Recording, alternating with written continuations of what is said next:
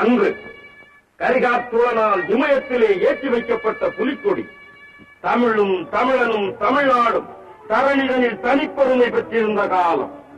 உன்னை மலர் சூடி அகிலையும் தந்தனத்தையும் தன் அழகு மேனியில் தாங்கி அன்னநடை போட்டு வரும் கட்டழகு கன்னியாம் பொன்னி நதி சோழ பூமியை சொர்க்க பூமியாக்கிக் கொண்டிருந்த நாள். படைத்திறனும் கொடைத்திறனும் படைத்த குலோத்துங்கன் ஆட்சி புரிந்த காலம். பொருட்செல்வமும் அருட்செல்வமும் பொங்கி வழிந்து வாணிபம் வளமடைந்து சிற்பக்கலை சிறந்து விளங்கியது. ஓவியக்கலை உயர்நிலை பெற்றது. இசையும் நடனமும் இல்லாத நாளில்லை தமிழகம். தெய்வ மனமும் கலைமணமும் கமழும் திருநாளாக திகழ்ந்த காலத்திலே ஒரு நாள், நல்லதொரு திருநாள்.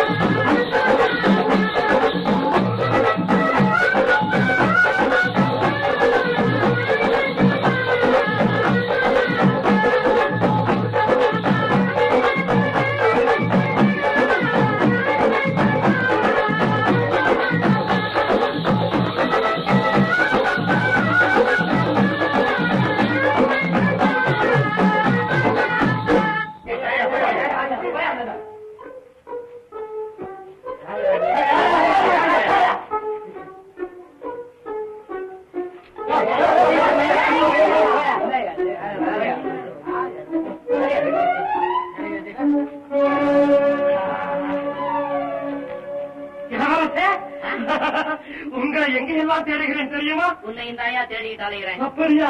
வெங்காய புலவரே வணக்கம். வணக்கம் வணக்கம். அரிய அடப்பாவி மனுஷா, உமக்கு வெங்காய புலவன் ஒரு பட்டமா? வெங்காயத்துக்கும் வேல்முருகனுக்கும் சேலையாக 1001 பாடல்களை பாடியிருக்கிறேன் மன்னவா. அப்படியா? அதுல ஒரு பாட்டு அவரும் பார்க்கலாம். அப்படியா? வெங்காயம் அடி வெங்காயம் நாடு வேதமும் காணாத உபாயம். அதாவது வெங்காயத்தை உரித்தாலும் கண்ணிலே நீர் வரும், வேல்முருகனை நினைத்தாலும் கண்ணிலே நீர் வரும். அப்படியாகப்பட்ட வெங்காயத்தை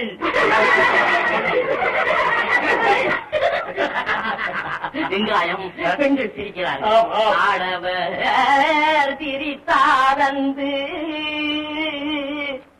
கண்ணியர் சிரித்தால் காதல். வெங்காயம் இந்த மங்கை யாரும்?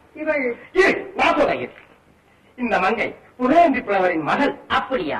அதனாலே தான் ரசிக்கிறாள். கத்தாரை கத்தாரே காமுரு.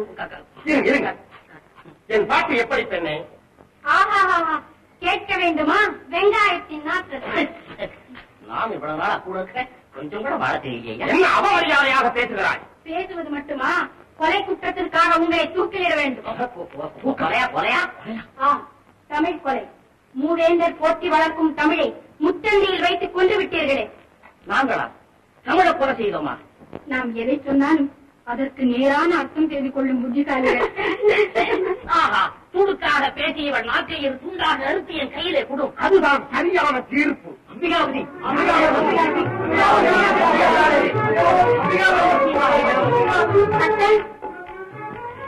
வணக்கம். கண்ணம்மா, வீதியிலே நீதிமன்றம் நடத்தும் இவர்கள் யார் கண்ணம்மா? இருங்க அம்பிகாவதி, நானே சொல்றேன். இவர்தான் தேங்கி நாட்டு இளவரசர் குலசேகர கோமான். இவர்தான் வெங்காய புலவர் வேலுமணி பூமான். அது இருக்கட்டும் சீமான்களே, நாக்கை எடுக்கும்படியாக கண்ணம்மா என்ன குற்றம் செய்தார்? சிரித்தால். எங்களை பார்த்து சிரித்தாள். மகத்தான குற்றம், மகத்தான குற்றம். பைத்தியங்களே. பைத்தியமா? நாங்க பைத்தியம்னா எங்களை மாணாக்கனா வச்சிருக்கக்கூடிய கூத்த பெருமான் பைத்தியம் அர்த்தமாகும். நாம் பேசிக் கொண்டிருக்கும் போது எதற்காக கூத்தர் பெருமானை சந்திக்க இருக்கிறீர்கள்? கூத்தர் பெருமான் சந்திக்கு வரக்கூடிய நிலைமை ஏற்பட்டு போச்சுதான். அவமானம், வெங்காயம், அவருக்கு அவமானம். இது என்ன வம்பு? உங்களோட நான் பேச தயாராக இல்லை. வா கண்ணம்மா. பேச தயாரா இல்லை என்றால் அடிப்பீரோ? அடித்து பாரு பார்க்கலாம். செய்யும் உங்காணி கத்தி உடனே அண்ட செய்யும். இந்தாரும் கத்தி. இந்தாங்க. நீ குத்தகீரனா இருந்தால் முதலில் என்ன ஒரு தட்டு தட்டு பாரு.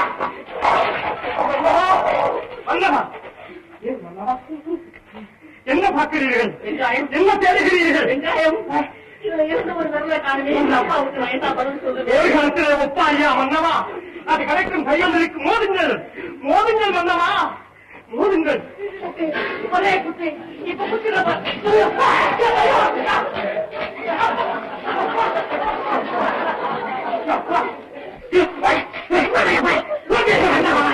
வெங்காயம் ஆறுமையா 2 பேரும் சேர்ந்து ஒரே குத்தா குத்தி விடுவாங்க. உடம்பு அரட்டியாம சண்டை போறாங்க. எப்படி நம்ம 2 பேரும் உடம்பு அழைச்சிக்காம ஒரே பார்க்கலாம், பாக்கி பார்ப்போம்.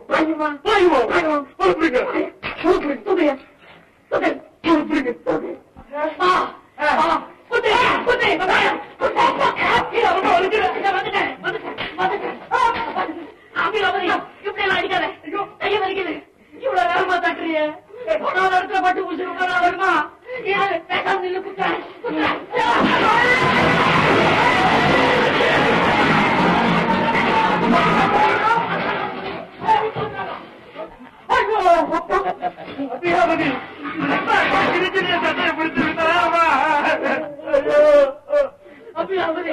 உனக்கு சண்டை கேட்டாலே என்கிட்ட கத்துக்க.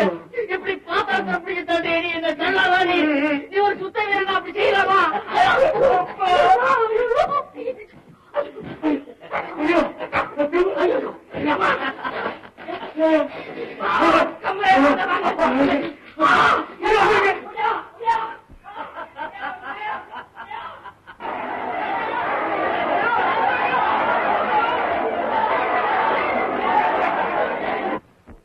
அம்பிகாவதி, நீ இந்த பக்கம் வராம இருக்க போறதில்ல.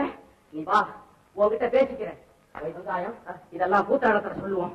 ஐயா, யாரது? குலசேகரா, இது என்ன அலங்கோலம்? கூத்தர் பெருமானே, குமுறு எங்கள் உடல் அல்ல, உள்ளம். உள்ள குமுறு. வெங்காயம் நானும் வேடிக்கை பார்த்தவன வீதியை நடந்து வந்து கொண்டிருந்தோம். அந்த அபிகாபதி வந்தா பம்புக்கு எடுத்தான். பாழாகணும். ஆனா மன சாம்பிராணிகளே, உங்க கூத்தன் தலையில ஒண்ணுமே இல்லைன்னு சொன்னான். உங்களுக்கு தரையே இல்லைன்னு சொன்ன மத்தித்தனமா நீங்க எழுதக்கூடிய கவிதைகள்லாம் மக்களுக்கு எட்டிக்காயின்னு சொன்னான். உங்ககிட்ட மாணாக்கர்களா இருப்பதை விட ஒரு குட்டிச்சப்பா போய் முட்டை கேட்டாங்க. இதையே நான் கேட்டுக்கொண்டா இருந்தீர்கள்? நாங்க மட்டுமா? நகர மக்கள் அத்தனை பேரும் தானே கேட்டுக்கிட்டு இருந்தாங்க. அதனாலதானே எங்க குரல் கும்பிடுதுன்னு. அவமானம், அவமானம். ஆமா, எனக்கு அப்பவே கோபம் கொஞ்சிக்கிட்டு வந்தது. அவன் கண்ணுல வெங்காயத்தை புழுத்து ஊத்தலாம்னு நினைச்சேன். உடனே கத்தி எடுத்து கையில கோல் போட்டான். உண்மை செய்யல. ஆமா, அது மட்டுமா, இந்த வெங்காயத்தின் தோலையும் உரித்து விட்டான். ஆஹா, இது மட்டும் எங்கள் வேங்கி நாளாக இருந்தால். அவசரப்படாது. ஆத்திரம் அறிவுக்கு சத்து.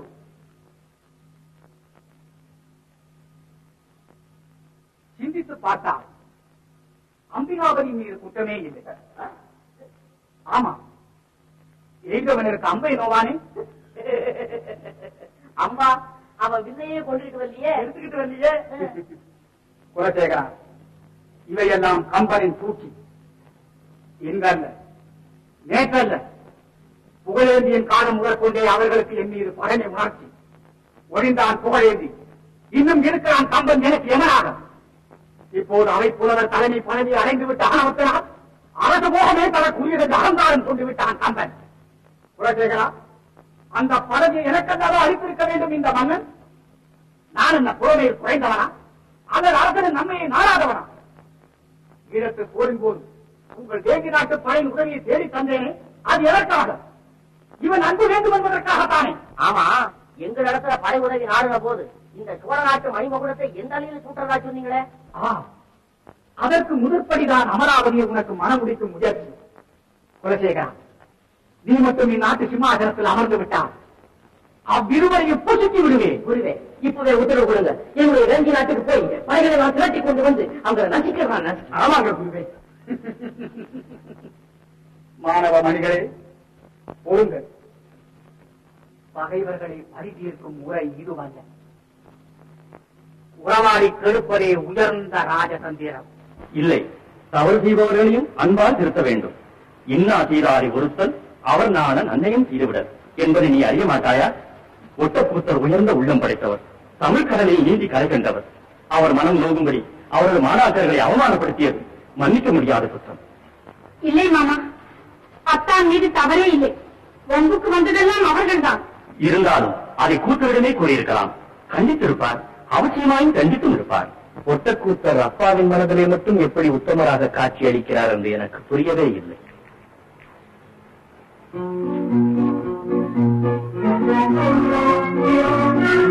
மாமா, கடைசி வழியில் வருகிறார். வாழ்வு வாழ்வு. வணக்கம். வணக்கம் ஐயா. வணக்கம். அமருங்கள். என்னம்மா, ஐயாவுக்கு மோர் கொண்டு வா. ஐயா, ஏது இவ்வளவு தூரம்? பசி. வந்தவர்க்கெல்லாம் வாரி வழங்கும் வள்ளலுக்கா பசி? ஆமா, உணவு தேவை. வயிற்றுக்கல்ல, பாடும் செவிக்கு. அம்பரின் தேனூரும் கவிதைகள் வானோருக்கும் கிட்டாத அமிர்தம் அல்லவா?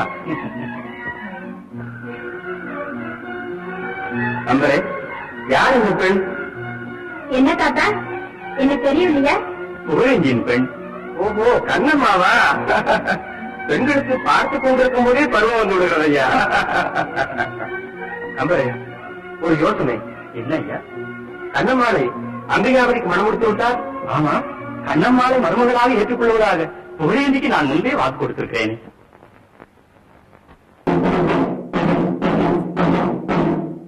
இதனால் சகலமானவர்களுக்கும் தெரிவிப்பது என்னவென்றால், சோழர் குல திலகம், கன்னித்தமிழ் காவலர், மாமல்லர் குலோத்துங்க சோழர் ஈழத்து போரிலே வெற்றி வாகை சூடி தலைநகர் நோக்கி வந்து கொண்டிருக்கிறார். நாளை அரசாவையிலே வெற்றி விழா நடைபெறப் போகிறது. கவிஞர் பெருமானே, நாளை விழாவிலே நமது தம்பியும் பாட வேண்டும். ஆமாம் ஐயா, அப்படி ஆகட்டும் அப்பா. தம்பி, நாளை உன் கவிதை மழையிலே அத்தானி மண்டபமே ஆனந்த வெள்ளத்தில் மூழ்க வேண்டும். தங்கள் ஆசி ஐயா. ஐயா, அரண்மனைக்கு சென்று வருவோம், வாருங்கள். சரி, வருகிறேன் தம்பி.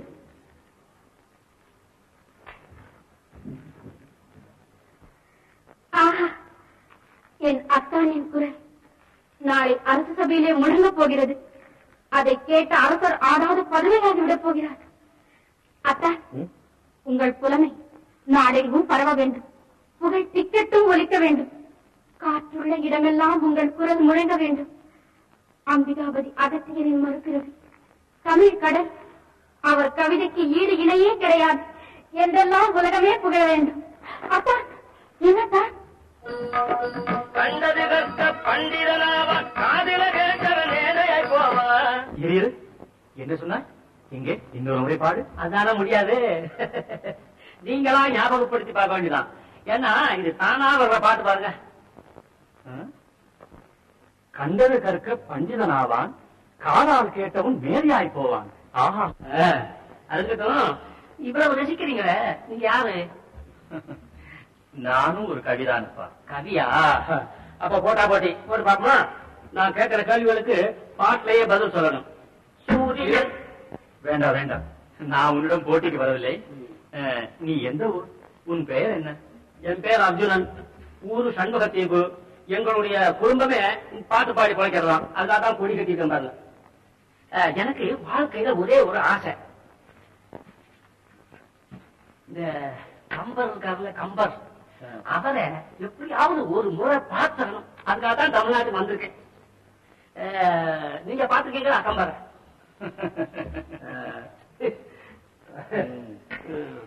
நீ சொல்லுகிற கம்பர் நான் தானப்பா. கம்பர் நீங்களா? பாருங்க, கம்பர் கிட்டயா போய் போட்டு போட போய் சாமி. என்னப்பா என்ன? என்னப்பா ஏன் பயப்படுகிறாயோ? உங்களை கவிச்சக்கரவர்த்தி கம்பர்னு தெரியாம நான் மட்டும் என்னென்னமோ உங்களுக்கு சொல்லிவிட்டேனே. நான் சரிசனமா உட்கார்ந்து வைக்கிறேன். நான் என்ன செய்வேன்? அதனால என்னப்பா? ஒரு குற்றம் இல்ல. ரொம்ப தவறு சாமி. நீ ஒரு தவறு செய்யவில்லையா? இல்ல, நான் தவறுதான் செஞ்சுட்டேன் சாமி. நானு உங்களோட இங்கே இருந்தேன். நான் போகவே மாட்டேன் எங்கேயும். உன்னை யார் போக சொன்னது? உன்னுடைய திறமையை கண்டு நீ என்னுடனேயே இருக்க வேண்டும் என்று நான் சொல்ல நினைத்தேன். வெற்றியேந்தர் சோழமண்டலாதிபதி தமிழ் காவலன் மாமன்னர் குலோத்துங்க சோழர்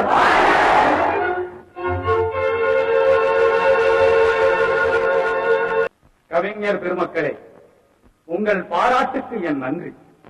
இன்றைய வெற்றி போருக்கு அஞ்சாத வீரர்களின் செந்நீரிலே விளைந்தது. இந்த வெற்றிக்காக பாடுபட்ட அனைவருக்கும் என் வாழ்த்தையும் வணக்கத்தையும் செலுத்துகிறேன். வாழ்க தமிழகம்! தமிழ் வளர்க்கும் தாழ்வேந்தே, இந்த மகிழ்ச்சிமிக்க நன்னாளிலே எனது பேராவல் ஒன்று. இந்த வெற்றியின் நினைவாக ஒரு வீரனின் வரலாற்றை தமிழிலே காவியமாக பாட செய்ய வேண்டும் என்பதுதான் என் விருப்பம். வடமொழியிலே உள்ள வால்மீகி ராமாயணத்தை தமிழாக்க செய்தால் மிகச் சிறப்பாக இருக்கும் என்று எண்ணுகிறேன். புலவர்கள் போற்றும் புலவரே, பற்றாத கற்பனையும் பலமான கவித்திறனும் கொண்ட தமிழகத்திலே ஒரு மொழிபெயர்ப்பு காவியத்தை ஏற்ற வேண்டும் என்பது தேவையற்ற யோசனை. அது மட்டுமல்ல அரசே, பிற மொழி இலக்கியத்தின் கருத்துக்கள் நமது இனத்தின் பண்புக்கு மாறானவை.